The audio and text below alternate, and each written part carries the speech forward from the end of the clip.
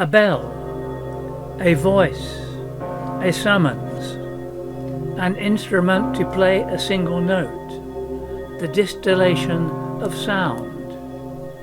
A bell foundry, the birthplace of a bell, casting a bell. As molten metal is poured into the mould, so unstructured sounds are funneled into the discipline of a single note. These are the words of Stephen Broadbent.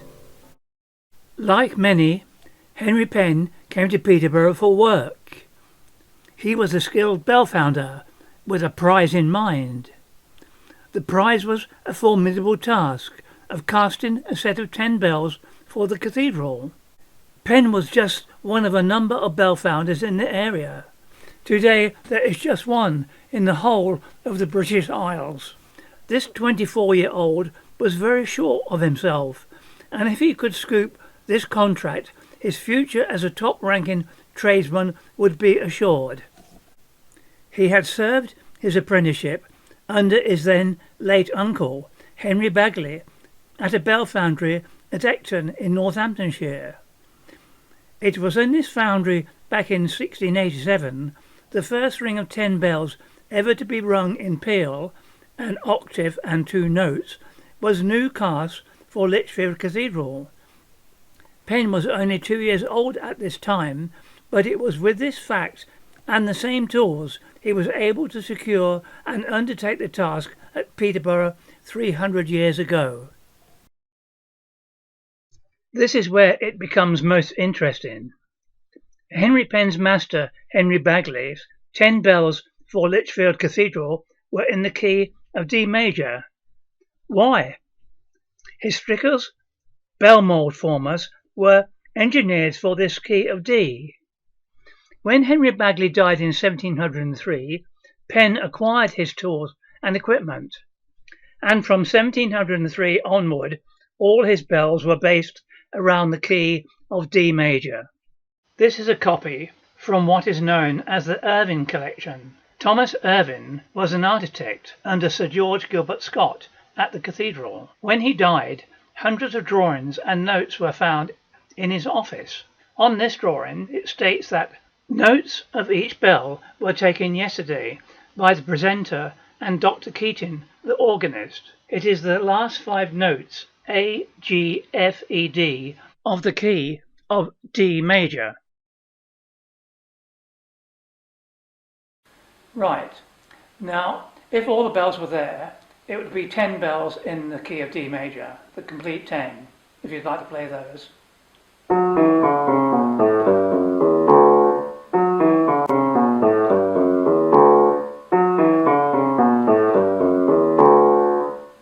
Thank you. Okay, Oliver, if you'd like to play the back 5 of the 10 bells which are in the key of D major.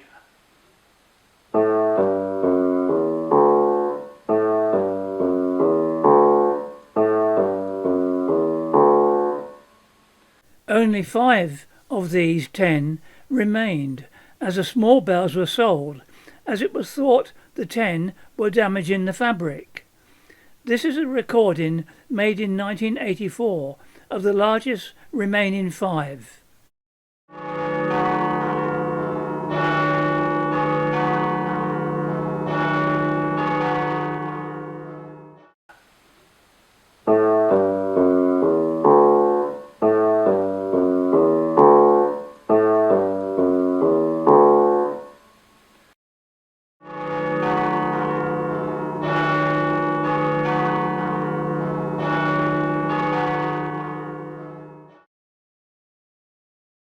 Let's go back 300 years and join Henry Penn on a sales trip into Lincolnshire.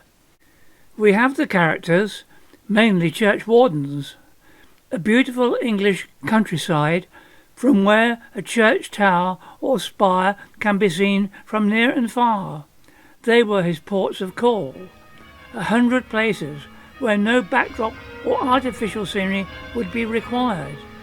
Many rings of church bells whose sound will drift on the breeze. We also have a star, Henry Penn, itinerant, hard-working bellfounder, horsemen, also extras, the people in our towns and villages, running their churches, ringing their bells, all natural stand-ins. Now all we have to do is to add a little imagination. This man must have done everything his time and age allowed. One can see him fully equipped for a journey into Lincolnshire, which must have been his favourite county. He turns right into Lincoln Road from his home at Bell's Place in Peterborough, bristling with equipment, maybe a sword, a pistol, and a few items of his trade. His clothing, mainly leathers, his strong horse, neatly panniered, holding his personal and official equipment. With a serious look on his face, he doffs his hat to those who recognise his rugged outline. They know that he is not likely to return in this direction, as his will be a roundabout trip up the centre of Lincolnshire and returning along the east coast. He visits many places on the way, not as a stranger, but as a man who has passed this way before, through rough wooded wolds and hazardous fenlands. Church spires are his guide. He knows many vicars and church wardens, their problems, and what stage of the business he was at when he last visited. Are their bells in order? The village blacksmith awaits his visit. His horse is welcomed with hay and water. They chat about the trade of which they are both masters. Are any of the locals ruptured? He could help them with medical gear packed in his panniers. Letters are delivered from clergy to clergy. No problem about where to stay. They know, house or inn, that he is on his way. 2 days later, he is climbing the steep hills of Lincoln City. The cathedral has been in view on and off for the last few hours. Eventually, his horse is hitched to a large metal ring in the cathedral precinct's wall. Recommendations have come from Peterborough, as he is able to right the problem of a cracked bell in St. Hugh's steeple, and on this sunny morning he is to make his way up many spiral stone steps. A tuning fork allows him to check the notes of the bells above and below the cracked bell, and with these details required he returns to the ground floor. At 3 p.m. he has an appointment with the Dean, Richard Willis, who mentions other towers that have problems. He tells Dean Willis that the new clock bell, which weighs just over half a ton, will soon be ready, and that he intends to float it along Car Dyke, which is now dredged by him at the Peterborough end.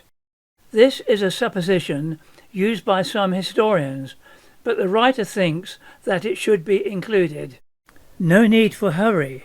Well-known lanes offer sustenance, and the chance of meeting familiar faces, and a well-earned drink or two. The morning brings a downhill trot, but 25 miles to Horncastle will not be an easy ride. Arriving early in the evening, he approaches the house of Thomas Loddington, the vicar of St. Mary's Church, where he is to discuss the final details of a ring of 6 bells. Loddington has been the vicar for many years, and is determined to have and leave behind him an exceptional ring of bells. The treble, the smallest, is to be 700 weight, and the tenor of the 6 nearly 1 ton.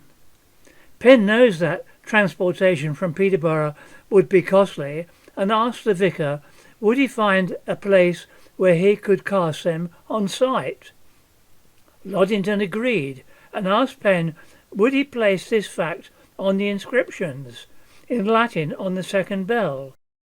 These are plaster casts of inscriptions taken from bells on visits to church towers by the writer and his wife Anne. Without these, and historical accounts on church bells, names of the founders, vicars, church wardens and donors would not be known. For example, in Latin, on the second bell at Horncastle, In templo venerare divum Henry Penn nos facit corncastri, translates to, worship God in his temple. Henry Penn founded us at Horncastle. Penn must move on. The rain is blowing in from the North Sea. It hampers the journey to Hulton Holgate. But the thought of one of his inscriptions of the 6 bells, Henry Penn made me and all my fellows, makes him smile. On his arrival he meets the churchwarden Leonard Whitley and John Wharf. St Andrew's Church Tower was the place of interest, and they were soon high in the belfry, where Henry Penn described a scheme for the new ring of 6. The old bells had been lowered to the church floor, ready for the weighing out, which he is to attend the following morning. The deal is done. The only thing required was the arrangement for transport by sea to Peterborough. With a cool wind in his face, he leads his horse down the first steep slope towards the coast. The view is astounding, and he feels warm and comforted by the thought that he had ensured work for the autumn months. He has promised the return of the new bells by the spring. His next call, Friskney, directly on the east coast, where he is to meet Allard Cuthbert, a churchwarden, at All Saints' Church. But this is just a courtesy call, as negotiations were at an early stage. On with the sea directly to his left, to St Peter and Paul Wrangle, where he has been very successful the previous year with their ring of 6. The vicar, Richard Bailey, Francis Goodnook and John Dickerson, churchwardens, had arranged some ringing for the evening. Smoke curls up from their pipes as they sit in the south porch in the warm evening, deciding on the method they should ring. "Grandsir," is the answer. Penn is to ring the tenor behind this 6-bell glorious sound.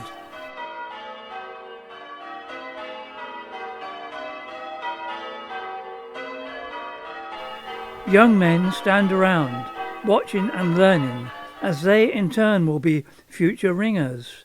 In a village where bells are so important, the local hostelry is the next port of call, where ringers chat about their efforts over a pint or two.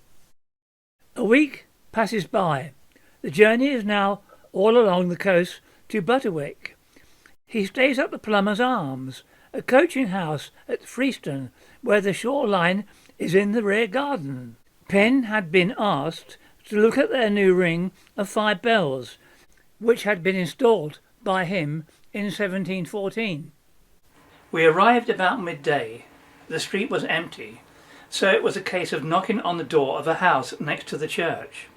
An elderly lady answered. I explained my mission. She told us that one person in the village was the church historian, and if we came back in the afternoon, she would endeavour to get her to come along. When we returned, there was a crowd in the church who wanted to hear a little more. I was allowed up into the tower, where the bells looked very black, as if they had been in a fire, but there was no record of such an event. The inscriptions on the bells were rough and hard to read, but pencil was set to paper. On the treble were the words, John Linton, Vicar, 1714. On the second bell, Henry Penn made me and all my fellows, 1714.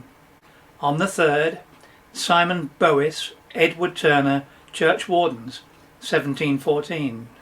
The fourth bell had no inscription. The fifth bell read, Peter Packharness, William Manfold, Trustees, 1714. Back down in the church, we sat in the pews. The local historian explained. At one time the sea was a few hundred yards away from the church, but due to land reclamation there is no sign of it today. She told how one very stormy day the vicar saw a ship foundering very near to the coast. With the west doors open and standing under the tower viewing this dramatic sight, he rang one of the bells, not only to warn the seafarers but to call for help from the village coastguard. I have mentioned the curfew bell of which this is a good example. The vicar must have been John Linton, mentioned on the treble bell. He had been inducted into the church in 1712. It seems that he was also a man ready to do a deal. When Penn had cast the 5 new bells in 1714, he would have taken the old, possibly very ancient bells, one of which was much smaller than the rest, as it had sat in a little bell-cote on the east end of the church, possibly a priest's bell. He purchased the small bell from the Reverend Linton as a financial favour. Penn strapped this bell to his horse's saddle and returned that evening to the Red Lion Inn at Boston, which seems to have been his hostelry and second office. He sold the bell to the landlord, who hung it over his bar. He also painted it red, and used it to call the farmers to what was called their ordinary, a set-price meal. Over the years, historians have pondered on this bell, as it is known to have been long and narrow, and possibly one of the most ancient bells in Lincolnshire. Sadly, the bell is lost, and the Red Lion was demolished and replaced by a Woolworth store. Henry Penn was just 29 years old when he returned from his tour of Lincolnshire and arrived at his house in Bell's Place. Tomorrow he would be in his bell foundry on the east side of Peterborough. As we can see from the map, his tasks were formidable. Near the end of his life, he was to cast a ring of 6 and one of 8 for Kingston upon Hull, 1727 and 1728.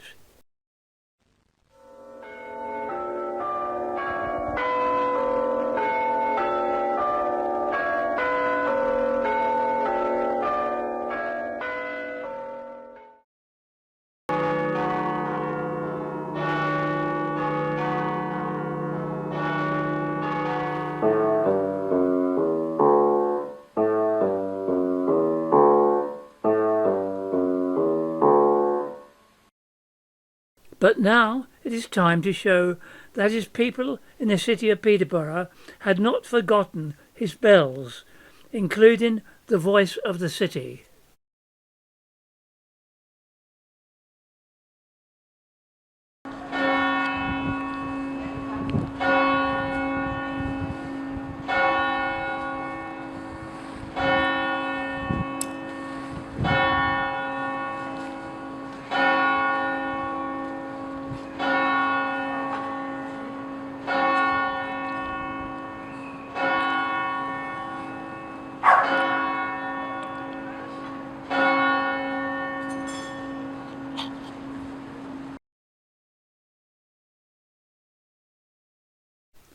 The writer produced a small book on the life and work of Henry Penn in 1984, sending a letter to the developers of what is known as the Rivergate complex, with the idea of getting the northwest embankment named as a memorial to Penn. As the River Nene was so important to this man, they agreed, and the section became Henry Penn Walk. 33 years after the book, another honour was to be bestowed on the bellfounder. It was to be in South Bridge Street, near to the town bridge over the River Nene. Sculptural engineer Stephen Broadbent was asked by the City Council to help with a scheme to improve and regenerate the area. It was to be an expensive development, to be funded by Greater Cambridge and Peterborough Local Enterprise Partnership. It was at this point Stephen Broadbent walked into the Rivergate complex from Bridge Street as he was looking for a subject for the project. He found that it was a hive of activity as he walked through the busy arcade. He came to the steps leading down to the river and followed the way towards Bridge Street.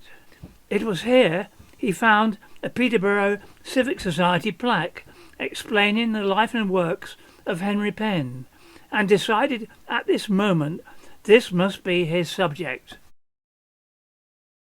A bell, a voice, a summons, an instrument to play a single note, the distillation of sound.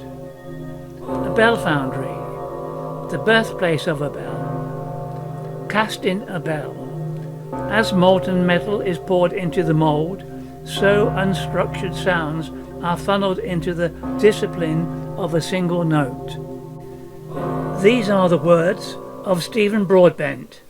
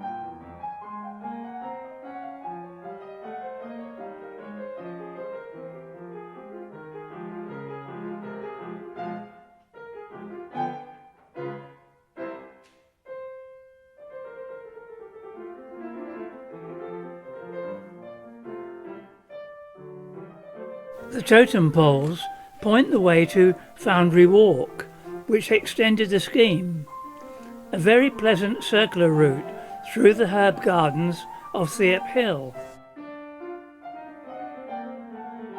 It continued through the cathedral precincts, returning along Bridge Street to the Rivergate Centre.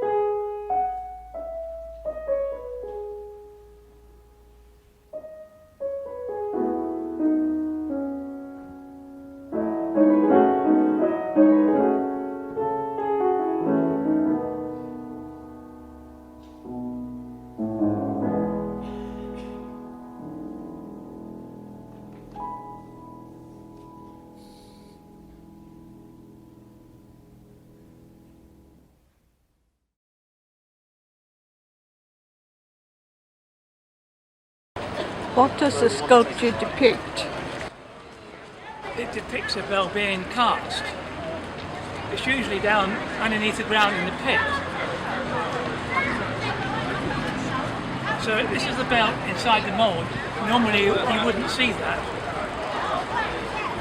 These are the cannons of the bell, and this is the inscription just here. These three arms are called sprickles, and they're part of making the bell mould. One sprickle makes the inside of the mould. The second sprickle forms the actual model, which is this part, and the third sprickle here forms the coat. Here is the coat, which normally covers the bell completely.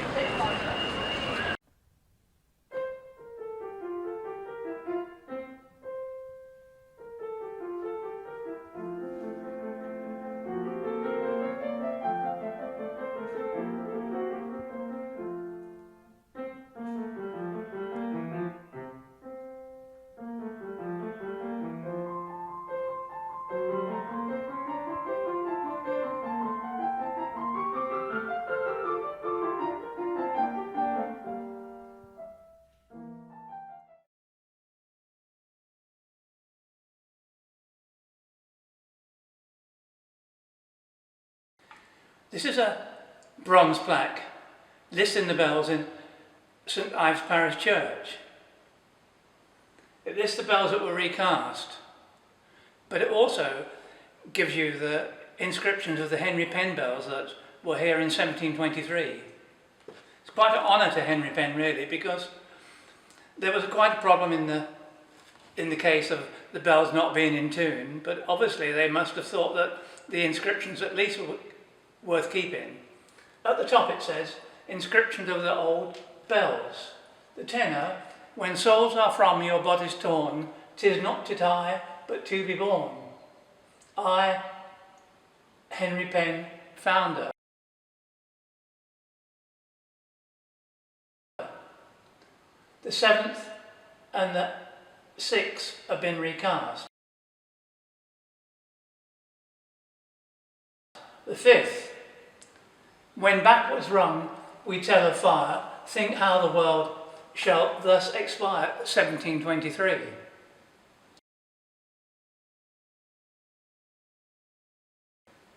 Fourth, sometimes joy, sometimes sorrow, marriage today and death tomorrow, 1723.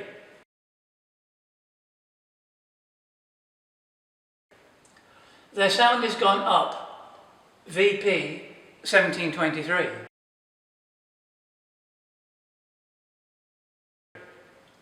The second, I praise the true God, Henry Penn, founder, 1723.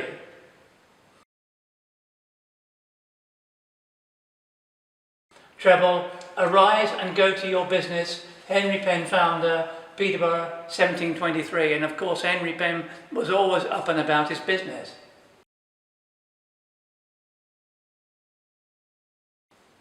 These bells were recast by Mears and Steinbach of Whitechapel, London in 1930. So they kept the bells for a long period of time, 1723 to 1730.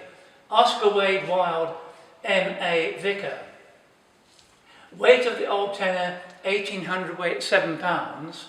New tenor, 1200 weight and 4 pounds.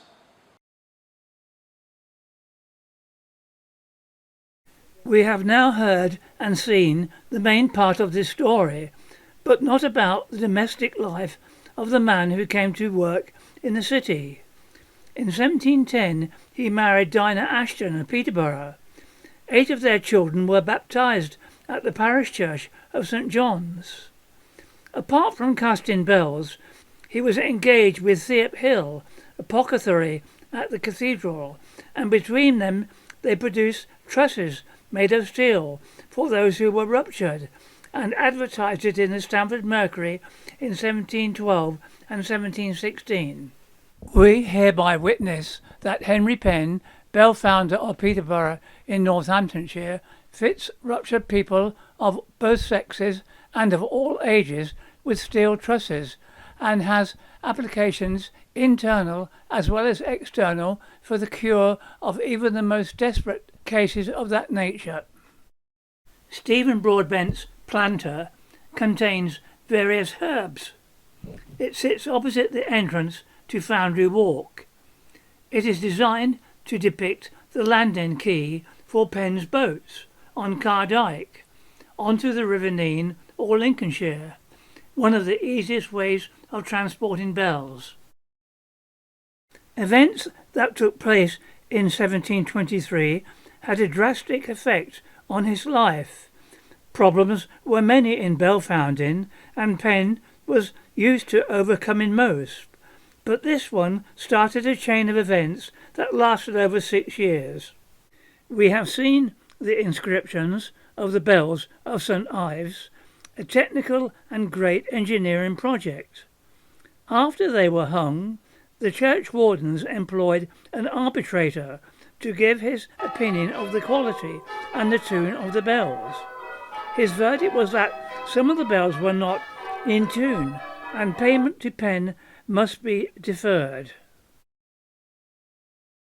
Penn took proceedings against the church wardens, and a case at Huntingdon Assizes took nearly 7 years on and off. The cause was eventually found in Penn's favour, with costs, 30th of June 1729.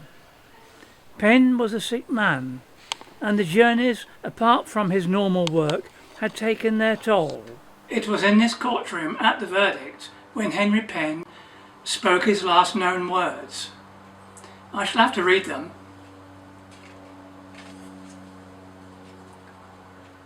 "'Tis too late. It's too far gone. My heart is broken. It can do me no good." How sad is that? The next day he fell heavily from his horse and died. An entry in Huntingdon St. Mary and St. Benedict registers reads, "Burials 1729, Henry Penn, stranger, July 23.